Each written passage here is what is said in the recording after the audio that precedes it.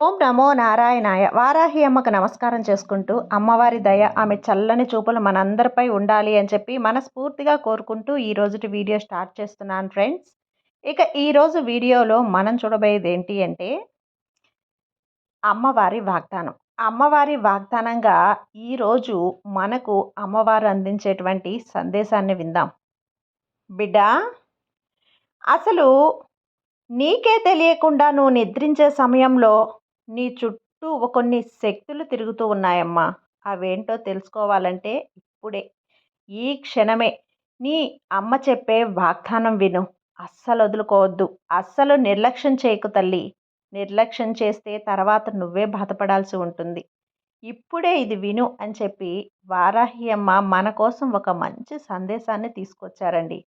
ఆ సందేశం వినే ముందుగా ఈరోజు మన వీడియోని మన ఛానల్లో కొత్తగా ఎవరైనా చూస్తూ ఉన్నట్లయితే ప్లీజ్ సబ్స్క్రైబ్ చేసుకోండి ఫ్రెండ్స్. వీడియో నచ్చితే కనుక లైక్ చేయండి, షేర్ చేయండి, కామెంట్ చేయండి. ఇక వీడియో వినే ముందుగా ఒక్కసారి మనకు బాగా తెలిసినటువంటి గురువుగారండి, శ్రీ షిరిడి సాయి ఆశీస్సులతో జ్యోతిష్యం చెప్తున్నారు. వశీకరణ స్పెషలిస్ట్ గురూజీ సుబ్రహ్మణ్యం రాజు గారు. Contact number 7075662225. ఈ గురువుగారు చెప్పింది చెప్పినట్లుగా జరిగింది.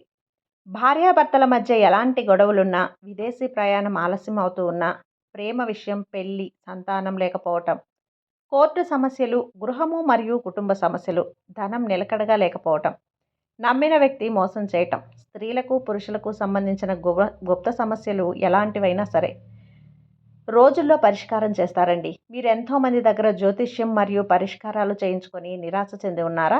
అయితే ఒక్కసారి ఆదికొండ దేవతలైన కోయరాజు గారికి ఒకసారి కాల్ చేయండి.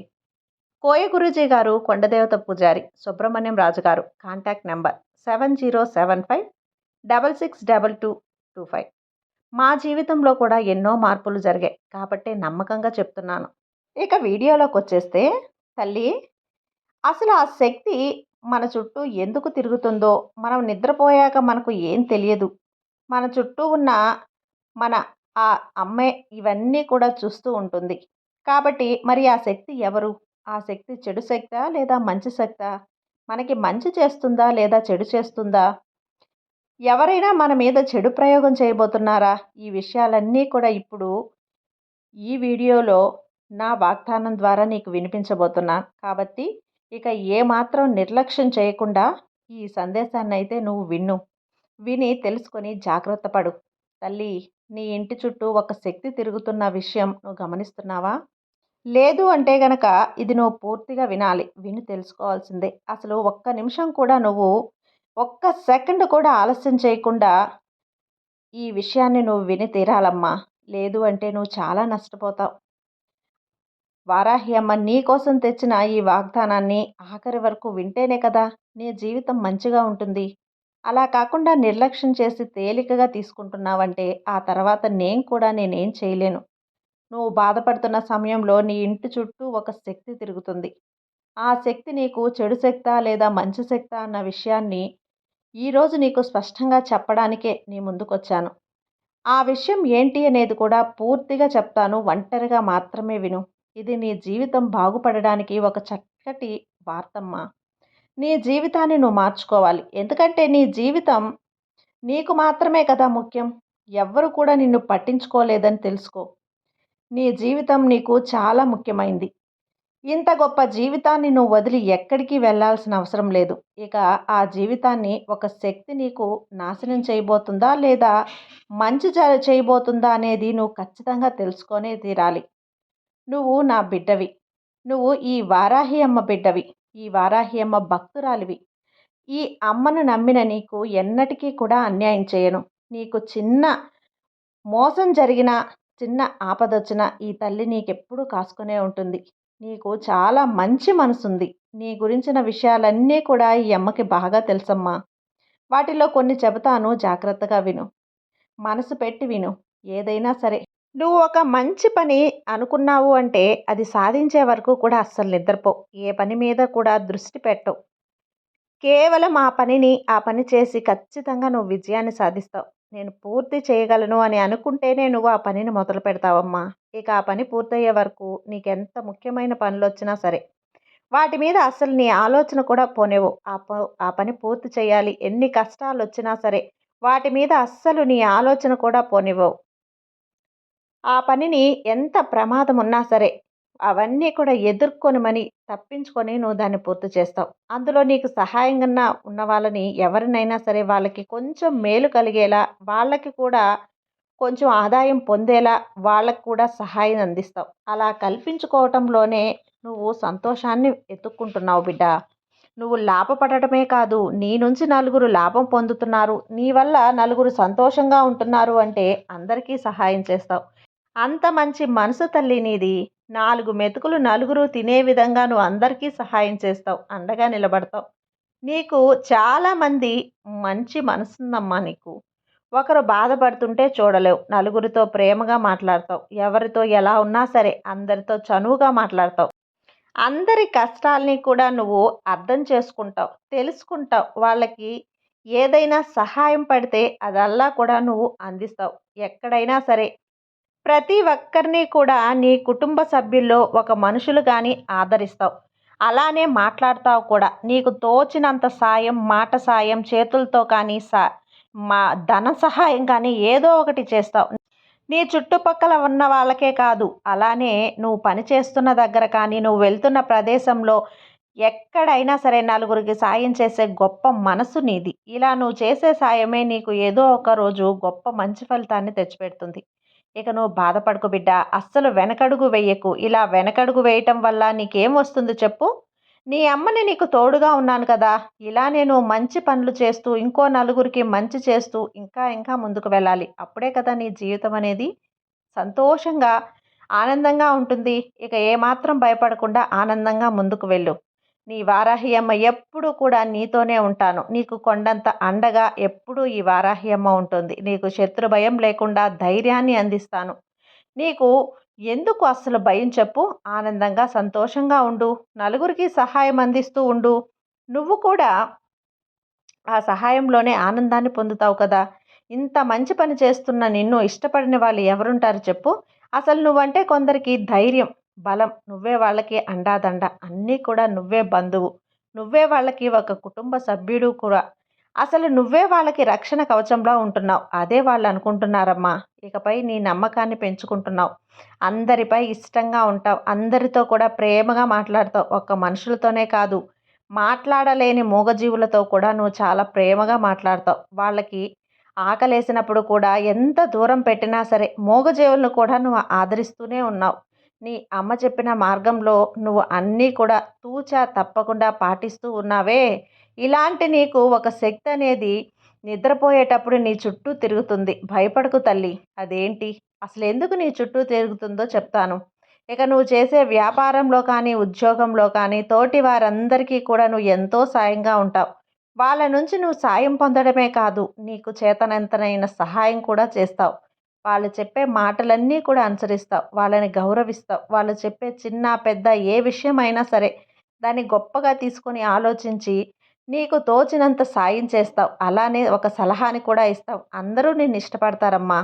నువ్వు ఏ సమస్యనైనా పరిష్కరించడంలో ముందుంటావు. ముందు చూపుగా ఉంటావు. దాంట్లో నీకున్న ప్రమాదం కొంచెం ఉన్నా సరే దాన్ని కూడా లెక్క చేయవు చూడు. ముందు ఆ సమస్యను పరిష్కరించాలి. వాళ్ళకి సహాయంగా ఉండాలి. మనశ్శాంతిని చేకూర్చాలి. ఇలానే చేస్తూ ఉంటావు. వాళ్ళకి కావలసిన ఆ మంచి పనేది బయటకు తీసుకురావాలి అని చెప్పి మంచిగా ఆలోచిస్తావు. నువ్వు చేసే ప్రణాళికలు కానీ, నువ్వు చేసే ఆలోచనలు కానీ ఎంత గొప్పగా ఉంటాయి.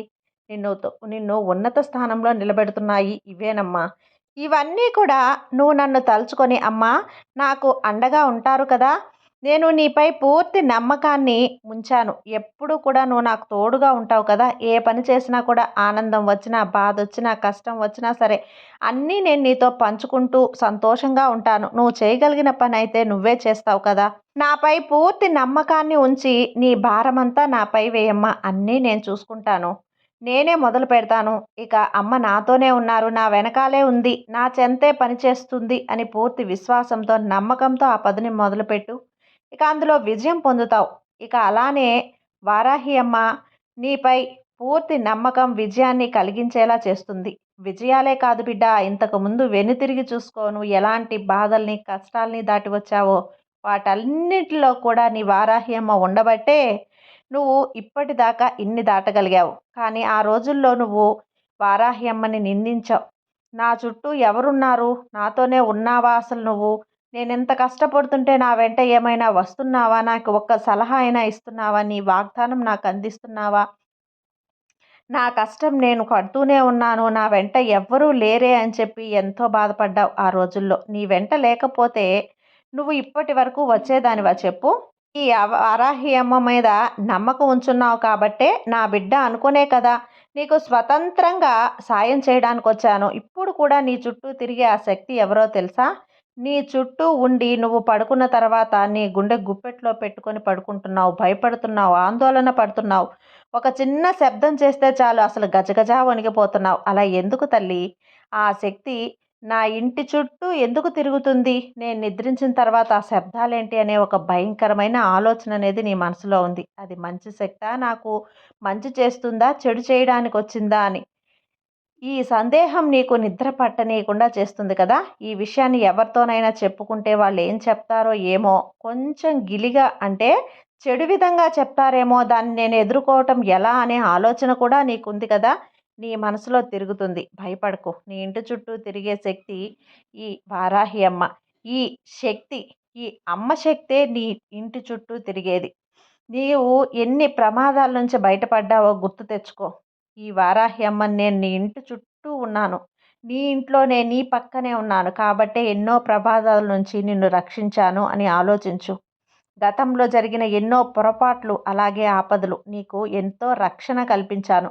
వాటన్నింటిని ఎలా తప్పించుకోగలిగావు? నువ్వే చెప్పు. ఈ చిక్కుల్లో ఇరుక్కున్న నేను ఈ చిక్కుముడి నుండి ఎలా తప్పించుకోగలిగాను? నువ్వే చెప్పు. ఈ చిక్కుల్లో నా మనసు ఎంత ప్రశాంతంగా ఉందే! ఈ జీవితం ఇలా ఎలా జీవించగలుగుతున్నాను అసలు? ఈ భూమి మీద అసలు నూకలు ఉన్నాయా అనే ఆలోచన కూడా నీకు వచ్చింది కదా! ఒక ఆపదనేది నీకు తీసుకొచ్చింది. అప్పుడు నిన్ను తప్పించి ఈరోజు నాపై ఇంత నమ్మకాన్ని, భరోసాని కల్పించే విధంగా నేను తయారు చేశాను. అది ఎవరో కాదు నేనే బిడ్డ. నీ వారాహి అమ్మని, నీ శక్తిని. నీకు కవచంలా ఉన్నాను. నీకు రక్షణగా ఉన్నాను. ఆ పార్వతీదేవికి ఏ విధంగా నేను సైన్యాధిపతిగా ఉన్నానో ఇప్పుడు కూడా నీకు అదే విధంగా నీకు రక్షణ కల్పిస్తూ నా భక్తులందరినీ కూడా నా బిడ్డలందరినీ కూడా నేను రక్షిస్తూ ఉన్నాను. నువ్వు నీ ఇంట్లో నీ భాగస్వామితో నీకొచ్చేటువంటి చిన్న చిన్న గొడవల మధ్య విడిపోవాలి అని మీరు నిర్ణయించుకున్న సమయంలో ఆ రోజు మీ మనసుని మార్చి నీ మదిలో మీరు ఆలోచించే ఆలోచనలు మార్చి మీరు సంతోషంగా ఉండేలా చేసింది నేనే. ఇవన్నీ కూడా నీకు సంతోషంగా ఉండాలనే చేశాను. కాబట్టి నువ్వు సంతోషంగా ఉండాలనే చేశాను కాబట్టి కొన్ని హెచ్చరికల ద్వారా నిన్ను హెచ్చరించాను. కొన్ని సందేశాల ద్వారా నీ మనసులో ఉన్న అపార్థాలను తొలగించి మీ ఇద్దరూ కలిసి ఉండేలా చేశాను.